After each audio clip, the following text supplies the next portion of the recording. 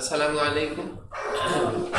2022 का कंप्यूटर का जो आगा खान बोर्ड में पेपर आया था उसमें ऑल्टरनेट टू प्रैक्टिकल के क्वेश्चंस जो हैं ये भी प्रोग्रामिंग से ही रिलेटेड है, तो इनको हम देख रहे हैं।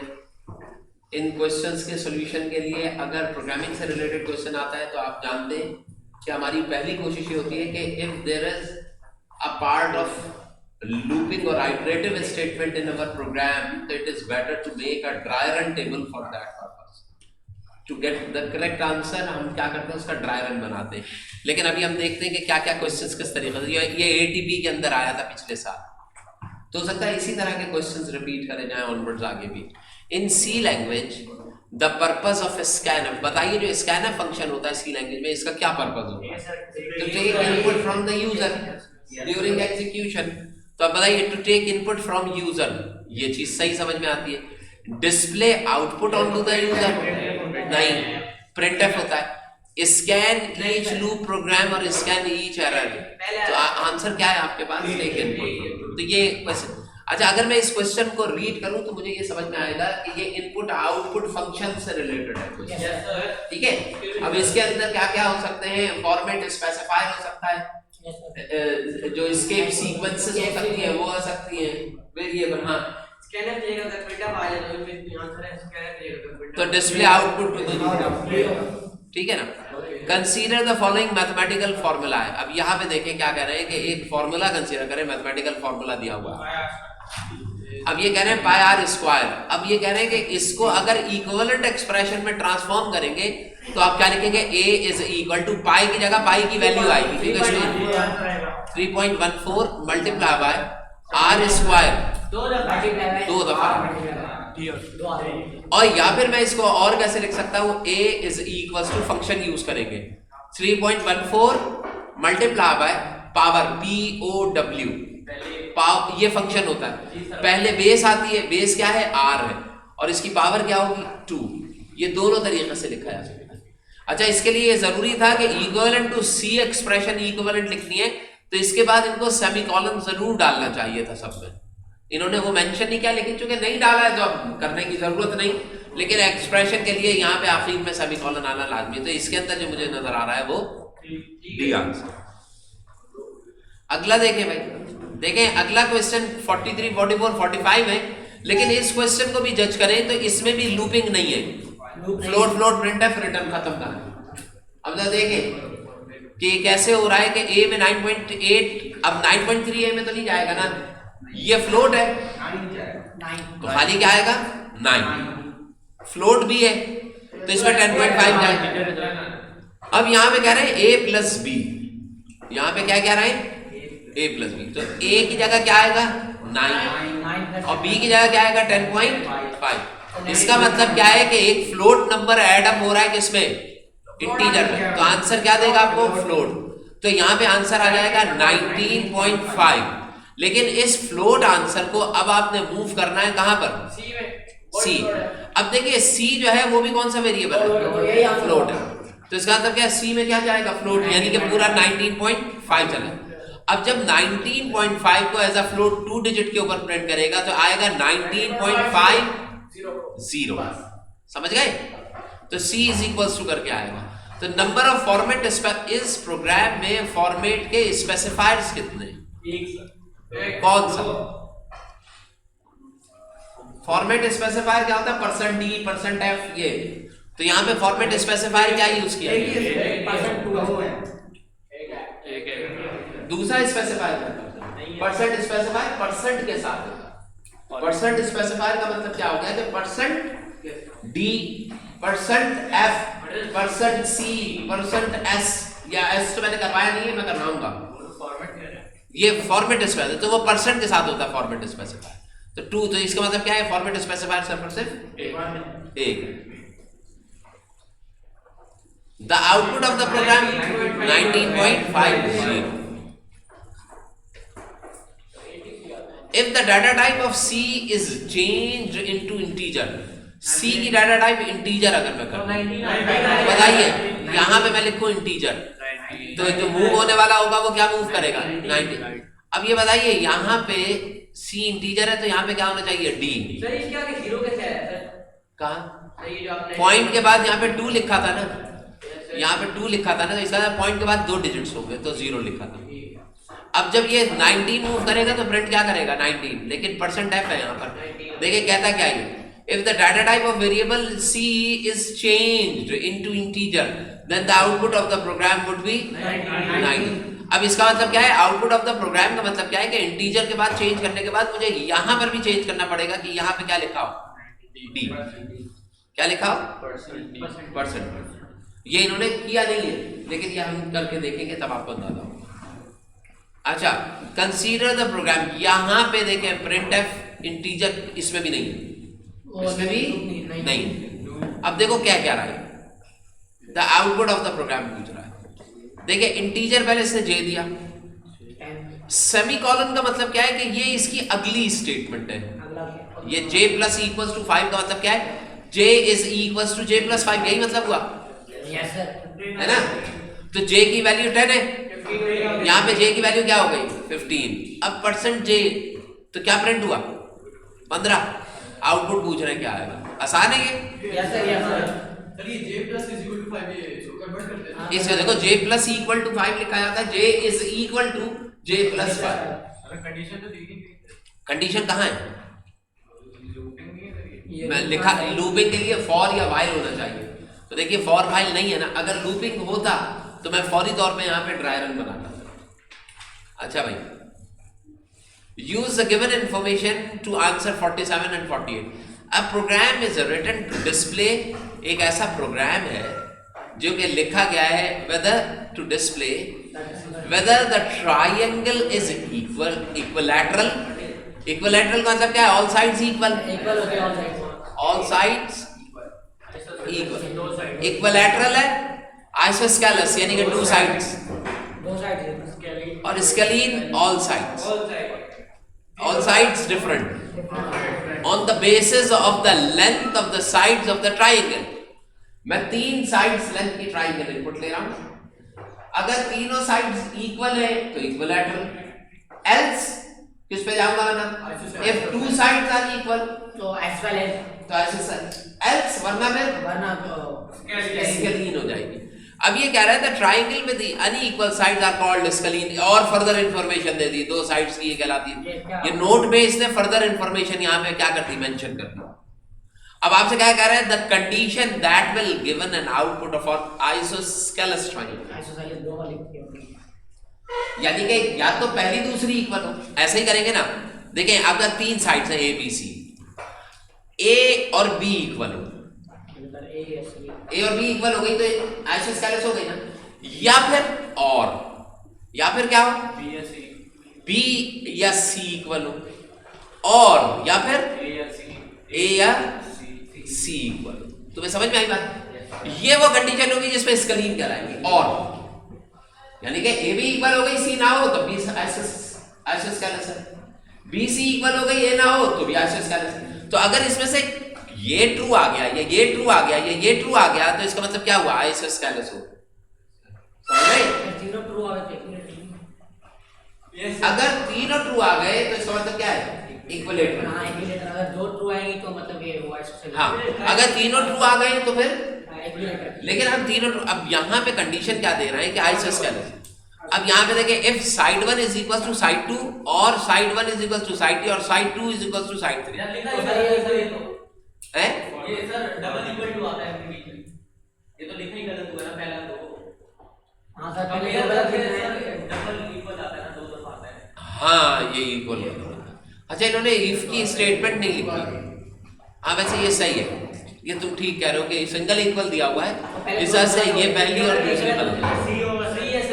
If side 1 is equal to side 2 और side 1 is equal to side 3 और side 2 is equal to side 3। लेकिन वो जो कंडीशन ये बता रहा है कि अगर तीनों इक्वल हो गए और में तो वो आइसोसेलेस के बजाय मगर सर वो जो थर्ड है सर, जो फोर्थ पर है डी, उसमें एंड दिया जा रहा है कि सब ट्रू होंगे तो वो तो इक्विलेटरल बचेगा ना। देखो ये एंड आया, हां इसमें तो सबको ट्रू होना पड़ेगा। फिर ये भी एंड आया, ये तो सारे ट्रू हो गए। लेकिन ये वाली चीज जो बता रहा है इसमें कह रहा है कि अगर पहला भी ट्रू हो गया, दूसरा भी ट्रू हो गया, तीसरा भी ट्रू हो गया, तो मैं तो इसे आइसोस्केलस कह रहा हूं। लेकिन ये तो इक्विलेटरल, लेकिन मसला पता क्या है, हम जरा समझे। एक ट्राइंगल होती है इक्विलेटरल ट्राइंगल। इक्विलेटरल कब कहलाती है? तीनों साइड। अब जब आइसोस्केलस ट्राइंगल पे आए तो दो साइड्स इक्वल हो, क्या हुई? दो साइड। जब दो साइड्स इक्वल हो गई तो इसका मतलब क्या है, वो आइसोस्केलस भी कहलाएगी और स्केलीन भी कहलाएगी। तीनों साइड्स डिफरेंट होती है ना। इसका मतलब क्या है, इसको तुम तीनों साइड्स डिफरेंट से लेके चलो। सबसे पहली ट्राइंगल होगी आइसोस्केलीन ट्राइंगल। जो स्केलीन ट्राइंगल है उसमें तीनों साइड्स क्या है? डिफरेंट है। सारी ट्राइंगल्स स्केलीन कहलाएंगी, समझ रहे हो? जो आइसोस्केलस है वो स्केलीन की एक नेक्स्ट स्टेप है। मतलब अगर दो यानी कि जो स्केलीन हुई, जो आइसोसेलेस हुई, वो आइसोसेलेस के साथ स्केलीन भी होगी। और जो इक्विलेटरल हुई, वो इक्विलेटरल आइसोस्केलस की कंडीशन भी प्रूव कर रही है, स्केलीन की भी प्रूव कर रही है। हां सर, तीन साइड्स है ना स्केलीन का, मतलब क्या है? तीन साइड। अब बताओ, इक्विलेटरल ट्राइंगल में और आइसोस्केलस ट्राइंगल में क्या फर्क होता है? उसमें तीनों साइड्स इक्वल, इसमें दो साइड्स इक्वल। तो तीन में लेकिन ये तीन इक्वल है, उनमें से भी तो दो साइड्स इक्वल है। तो इस तरीके से जिसको मैं स्केलीन कह रहा हूं, वो मुमकिन है कि इक्विलेटरल भी क्या हो, बन जाए। और पहले वाली यानी कि कोई भी ना कंडीशन ना इन्होंने दी है इसके ऊपर, लेकिन ये कंडीशन अलग से है। अब मुझे बताओ कि अगर मैंने कंडीशन निकाली है तो मैं क्या रिलेशन रखूंगा कि खाली स्केलीन आ, तीनों इक्वल ना।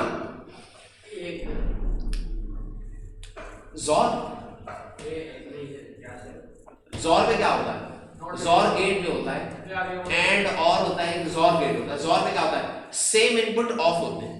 यस सर, मतलब अगर 1 1 है तो फिर वो ऑफ, और 0 0 क्या होता है? तो फिर ऑन, तो भी ऑफ। 0 0 भी ऑफ और 1 1 भी ऑफ।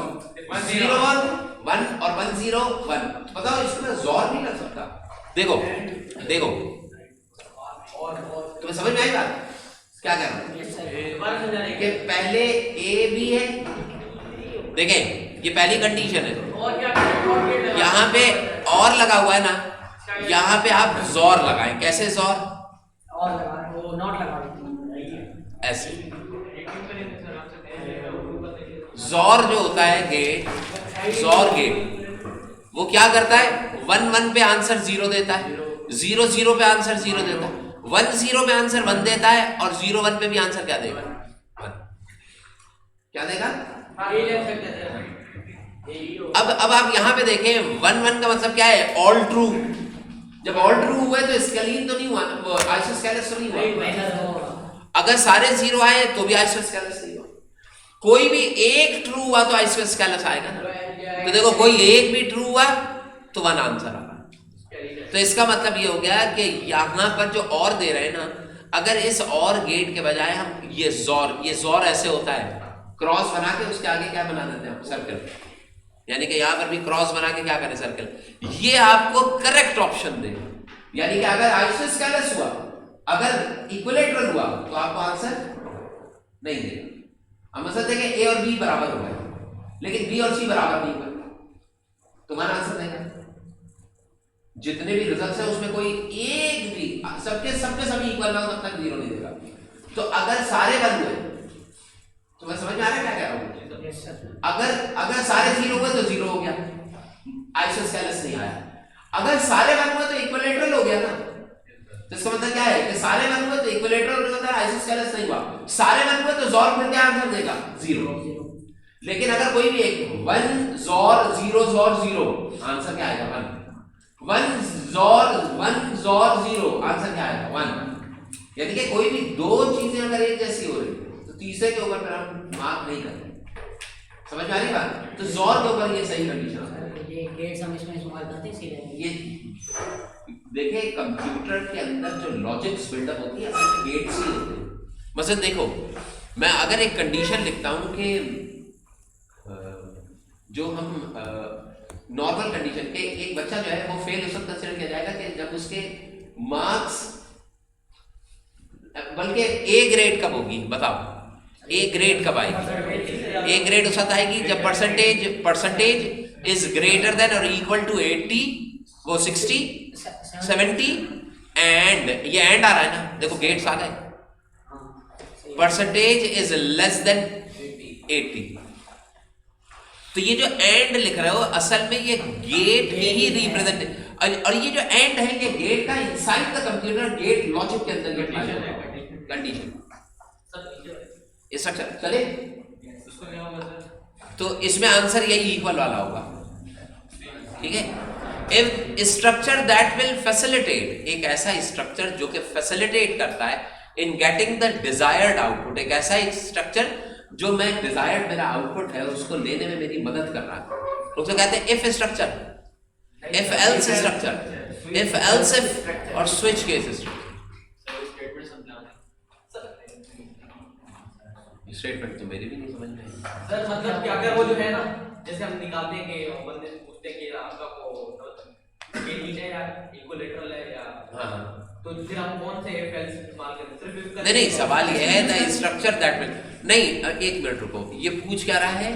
अच्छा 48 इसके साथ ही का है, the structure that will facilitate in getting the desired, ये जो आउटपुट आ रहा है इसको अटेन करने के लिए कौन सा स्ट्रक्चर हम यूज करेंगे? ये जो लिखा है हमने, ये लिखा है if this this and this, इसके लिए बस ये तो इफ में भी इस्तेमाल हो जाएगा। नहीं सर, नहीं हमें सारे करते हैं, हमने आइसोसेलेस, स्केलीन और इक्विलेटरल तीनों इस्तेमाल करते हैं, तो ऑप्शन कितने आ गए? 3। और चेक भी करने, तो इफ एल्स इफ आएगा, क्योंकि मोर देन 2 ऑप्शंस हो गए ना, मोर देन प्रोग्राम। अभी ये कर लूं ना, मैं प्रोग्राम बनाते हैं। स्विच की नहीं आएगा सर, स्विच के अंदर तुम्हें ये करना पड़ता है प्रेस 1 फॉर आइसोसेलेस, तो ये तो यूजर खुद ही बता रहा होगा ना, तुम क्या करोगे? तुम कहोगे उससे press 1 for isosceles, 2 for scalene, तो यूजर खुद ही बता रहा है ना, कंप्यूटर तो नहीं कर रहा है ना, आपको अपने प्रोग्राम में, ये मैं अभी प्रोग्राम बना के बताऊंगा आपको। सर जब एक कंडीशन हो तो सिर्फ इफ आता है, जब 2 कंडीशन होती है एफ एल्स आता है, इफ एल्स, और जब 3 होती है तो इफ एल्स इफ आता है। एक्सक्यूज मी सर, तो इसका आंसर जो होगा वो if else, if else. Sir जो डिजायर्ड, उसमें वो बोल रहे हैं ना कि डिजायर्ड आउटपुट, जैसे अभी आपने बताया ना स्विच में हम मतलब जो हम प्रेस 1 फॉर दिस कर रहे होते हैं उसमें भी तो हमें डिजायर्ड आउटपुट नहीं।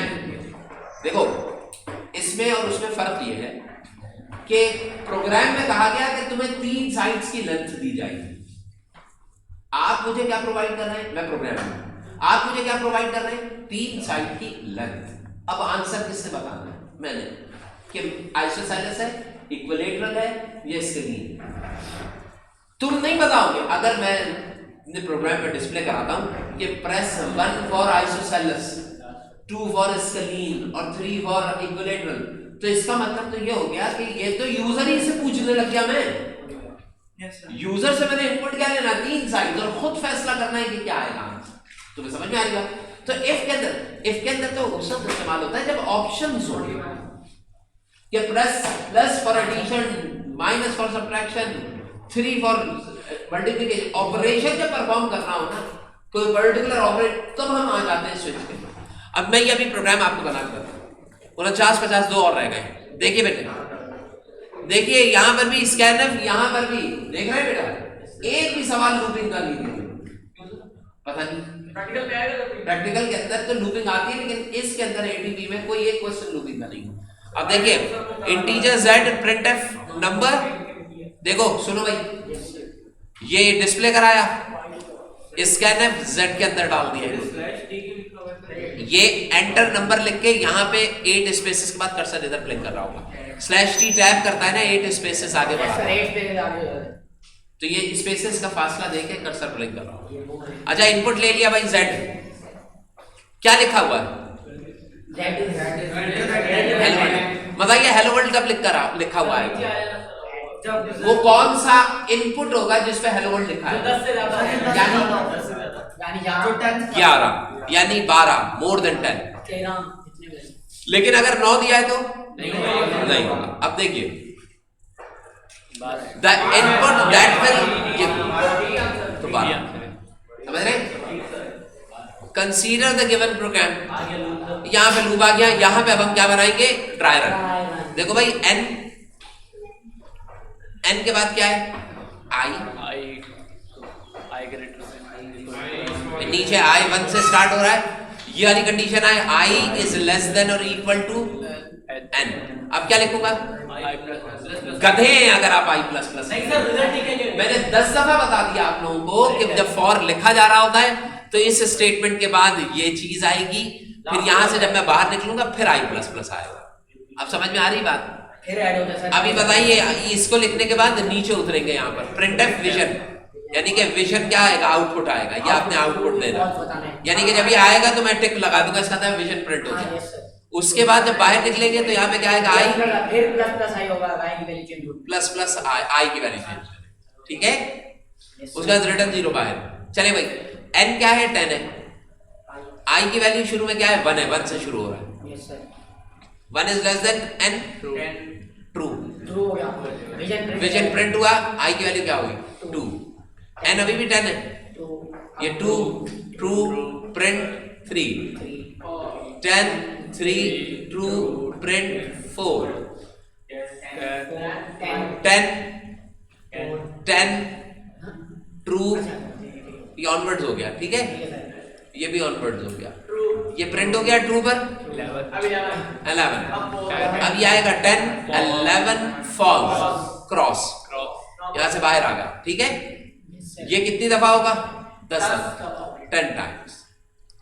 The loop will repeat the code infinitely when the loop statement. अब ये तो हमने बना दिया, अब कहानी बाद में ये दे रहा है कि लूप में ये कौन सा स्टेटमेंट लिखूं कि लूप इनफाइनाइटली क्या हो जाए? चलता रहे। चलता रहे, ठीक है। अब ये बताइए, इनफाइनाइटली एग्जीक्यूट करने के for i is equals to 10 अगर लिखूं, 1 लिखूं, और i इज ग्रेटर देन और इक्वल टू n और i माइनस 1 बताइए, i की वैल्यू 1 है और n की वैल्यू 10 है, तो बताइए 1 is greater than equal to 10, ये तो एक दफा भी नहीं चलेगा। ऐसे खत्म हो False हो गया। सर बेटे देखें, दूसरा आप इधर देखिए, 0 से स्टार्ट हो रहा है, i is less than equal to और i माइनस माइनस। अब ये बताइए, जब 0 आएगा 0 इज लेस देन n, सही है। सही। फिर अगली दफा 0 से आंसर क्या आ जाएगा? माइनस 1। फिर चेक करेगा, ठीक होगा। तो ये वाला लूप जो है ना, ये इनफाइनाइट, ठीक है। जी सर। बाकी भी देखो। तीसरा, i is equals to 1, i is greater than, तो ग्रेटर तो है ही नहीं, यस सर, ये भी नहीं होगा। i 10 है और i is less then n, 10 less than और इक्वल टू 10 हो गया एग्जीक्यूट।